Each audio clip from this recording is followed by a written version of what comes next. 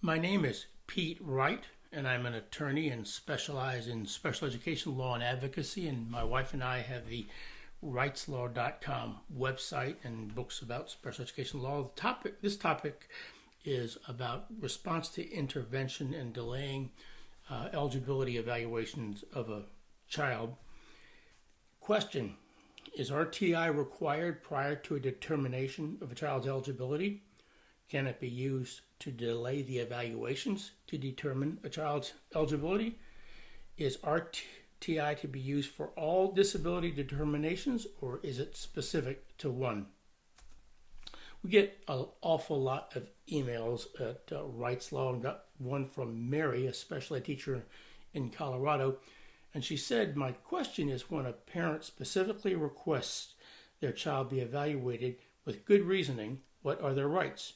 Our school makes them go through the RTI process first, even when the SPED team sees a strong indication of a learning disability. Is there a law that says if a parent requests an evaluation and there is reasonable evidence to suspect that a child has a learning disability, then must we go forward with the RTI process?" We got another email right about the same time from Janie in Wisconsin, and she wanted to know if we could clarify something. Parents in our town are being told that when a parent requests an IEP evaluation for SLD, the school cannot do this without putting a child through the RTI process. The school will request that the parents agree to an extension so they can take longer than 60 days to evaluate. If parents won't agree, the school will not evaluate or proceed with any other services. This sounds like delaying the IEP process, and I thought that was not allowed. Well, what is RTI? RTI is a concept contained in the evaluations portion of the special ed law known as IDEA 2004. It's in Title 20 U.S.C. United States Code at Section 1414. It is included in subsection B about evaluation procedures. It's subsection 6 on page 97 of our law book and in the regs on page 243. So let's actually look at this statute. Let's look at the law. This is the front cover of our law book, and we'll go over to page 92.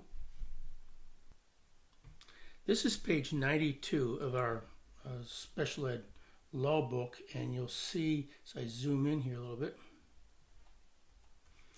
this section is about evaluations, eligibility, IEPs, educational placements. Subsection A is about evaluations, consent. Subsection A1 is initial evaluations. We are, however, interested in subsection B,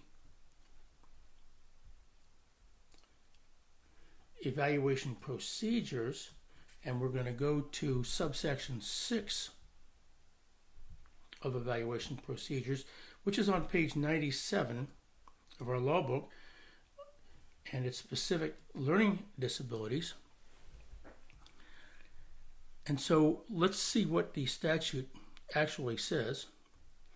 It makes a reference that when determining whether a child has a learning disability, an LEA shall not be required to take into consideration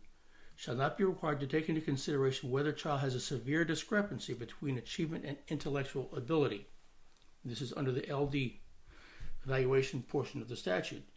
The RTI portion is right here under B, additional authority. In determining whether a child has a specific learning disability, an LEA may use a process that determines if the child responds to scientific research-based intervention as a part of the evaluation procedures. So it's may, it's not mandatory, it's not shall. It's a subsection of 6 specific learning disabilities. And you'll see we have got a couple footnotes here, 63 and 64. And down here we note that when 62, the legal definition of scientifically based research is in No Child Left Behind, and that's in our other book. And the response to scientific research-based intervention is an educational issue, not a legal concept. You will not find a legal definition of it. And then we refer you to the commentary. So let's go back up. The response to intervention statute is right here. It's subsection 6B. And now we're going to look at the regulations to see if it provides any further clarification, which are on page 243. Page 243 of our law book has the regulation 300.307. That's a part of volume 34 of the Code of Federal Regulations, 300.307, about identifying children with learning disabilities. And again, we see the language may not require the use of a severe discrepancy. And here it says, must permit the use of a process based on the child's response to scientific research-based intervention. So the language here says must permit the use of a process. Doesn't say must use a process, but permit the use of, and I think that has lent itself to some of the confusion that is out there. So it's a concept that's in the evaluations portion of the law, under evaluation procedures, subsection 6.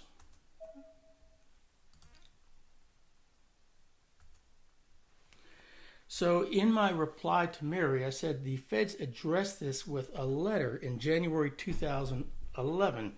Now, there was a misprint with their letter because it's dated 2010 and they later issued a correction. The letter is on our website. That's the URL for the letter. So let's look at the letter. This is the letter the feds issued. Let me zoom in a little bit.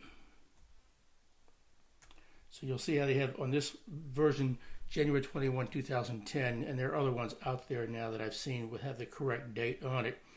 And it's basically to the State Directors of Special Ed from the Office of Special Ed.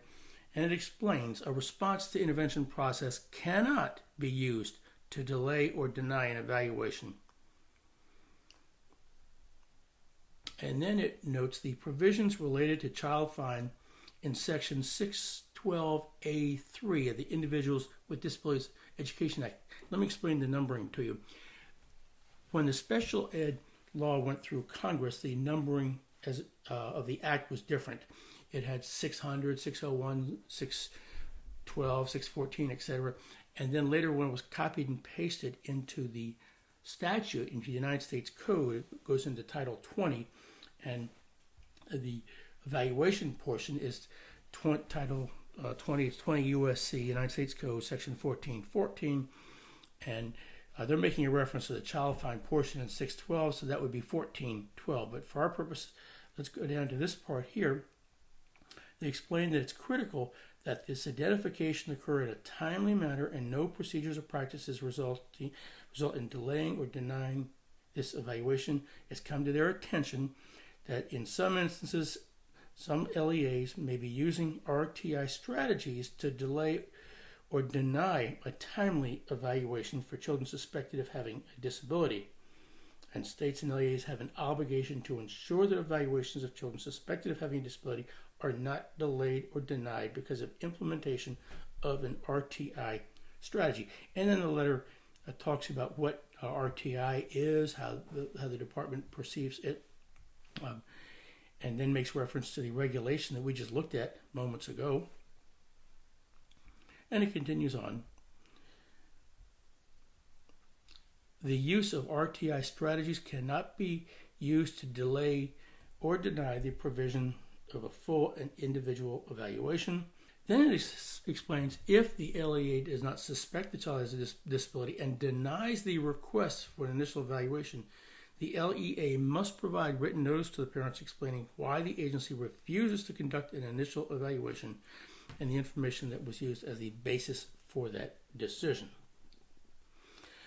So in my reply to Mary, I explained to her the issue of RTI usually arises in an eligibility dispute, and we have a whole page filled with links relating to issues of eligibility, and that's the URL for that page. And then the eligibility timeline is in our law book at page 93. So we'll go to that page first. And this is the page about eligibility. And you'll see an overview discussion about eligibility, and then a number of articles. Eligibility issues and learning disabilities. This is a very old letter from the feds. School says child is not eligible. What can I do? What you need to know about evaluations. So you'll see we have a number of articles, in-depth articles, and then a discussion about the concept of days and 60 days. I mentioned that it's in our book, so let's go now to page 93 in the book. This is the 60-day eligibility statute, page 93 in our book, and it is subsection CI in the capital letter I.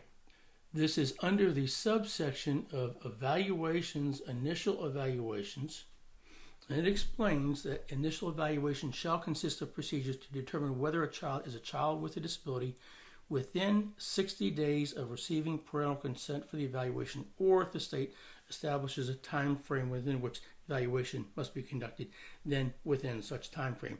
So basically, the evaluation must be completed within 60 days, and that's calendar days of receiving consent. So parents have to be sure that their letter requesting the evaluation also notes that this letter provides the consent. It does provide, however, the word or. Some states have longer than 60 days, and you will have to look at your own state regulations to see exactly what the timeline is in your state. You can find your state regulations in most instances by simply going to Google and putting in your state's name, such as Virginia or California, whatever, and then simply special education regulations. So in my reply to Mary, I told her that particular statute that we just looked at explains that the determination of eligibility as to whether a child is a child with a disability shall be within 60 days of receiving parental consent for the evaluation, or if the state establishes a time frame within which the evaluation must be conducted. And I suggested that she consider purchasing a copy of our law book and then look. And as I noted, the window can vary because of the word or. Bottom line, RTI cannot be used to delay the determination of eligibility. So in my closing email to Janie and Mary, I sent them links to the web pages, the statute, and to all of the articles, and they both got back in contact with me. They had printed out the letter from the feds and statute, and the school district at that point went ahead with Janie. The school district went ahead and initiated the evaluation, and Mary was able to enlighten her staff because they did not realize exactly what the law did say and what the feds had said on this issue. If you'd like to get more information, I would suggest you go to our website and enter both RTI and response to intervention, and then look at the evaluation portion of the commentary. So this is the main page for our website. We have a free online newsletter. If you put in your email address here, you can get the newsletter. But let's go up here to the Google search engine box, and if I put in RTI, you'll find a number of links, a number of articles. Now, it said there were 1,260 results. I don't know that we have that many, but you'll see it just goes on and on. Parent guide, guidelines, getting over the hurdle, OSAT memorandum, the one that you just looked at, and it just goes on and on and on.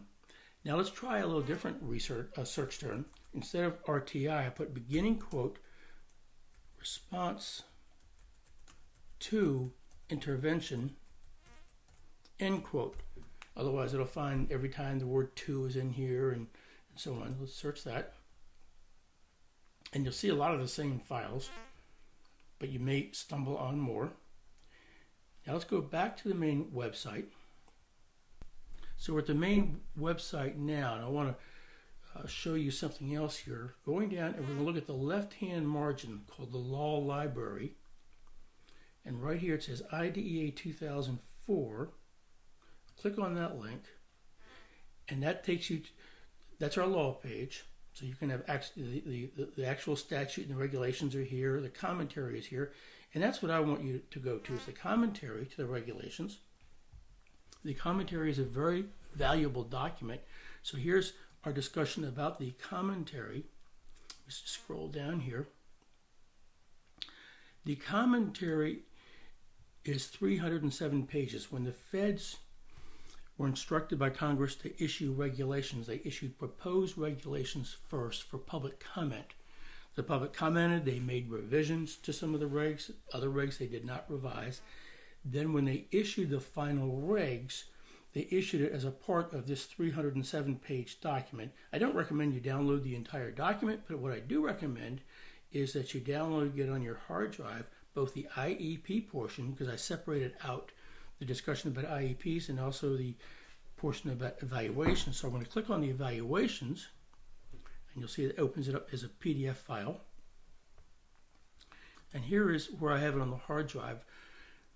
This is the first part about evaluations. You zoom in here a little bit so you can see where it says evaluations response to.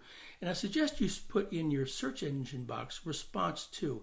If you put in RTI, you'll find words that have the three letters RTI. You'll find too many instances, but by putting in just a response to in quotes, it'll limit your search to that. So I told it to do that. I'll do it one more time so you can it'll open the sidebar. So this is the sidebar for a beginning response. And so this is a little discussion.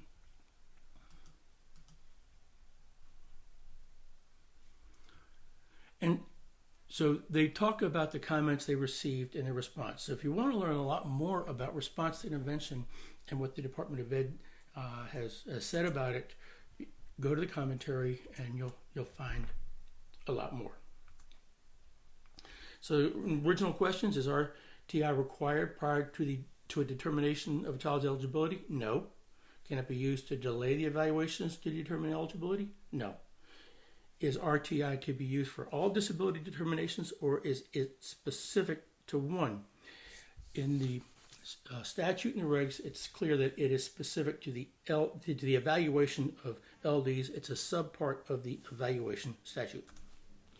So if you'd like to be notified of future YouTube videos posted by Wrightslaw, subscribe to the Wrightslaw channel. If you'd like to receive our online newsletter, do so on our website, www.wrightslaw.com. Thank you.